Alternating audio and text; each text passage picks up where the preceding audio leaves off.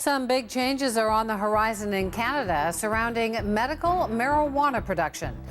But the federal government may have underestimated a group of patients determined to keep growing their own. We'll explain.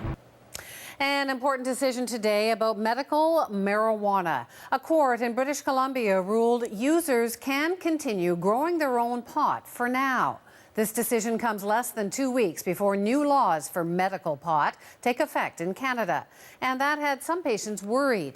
Kirk Williams explains.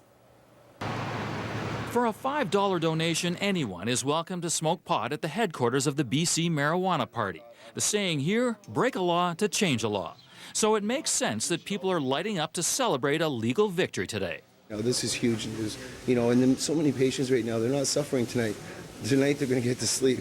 A federal judge has approved an injunction allowing current licensed medical marijuana users to continue growing their own pot past April 1st. That's when new regulations kick in that would have forced them to destroy their plants and buy marijuana from new, commercially licensed producers.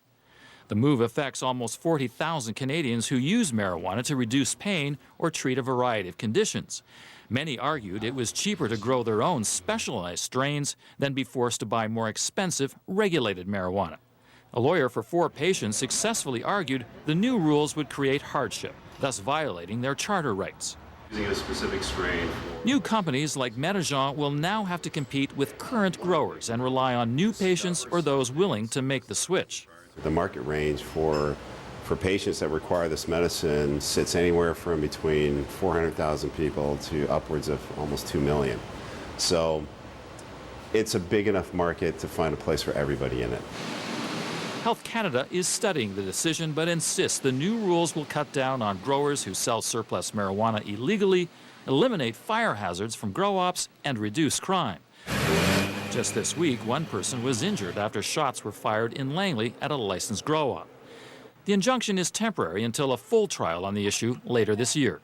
If there's any merit to any of the government claims about mold and fire and all this stuff, that all of those things are remedial and can be dealt with by less intrusive ways than taking away the right of personal production.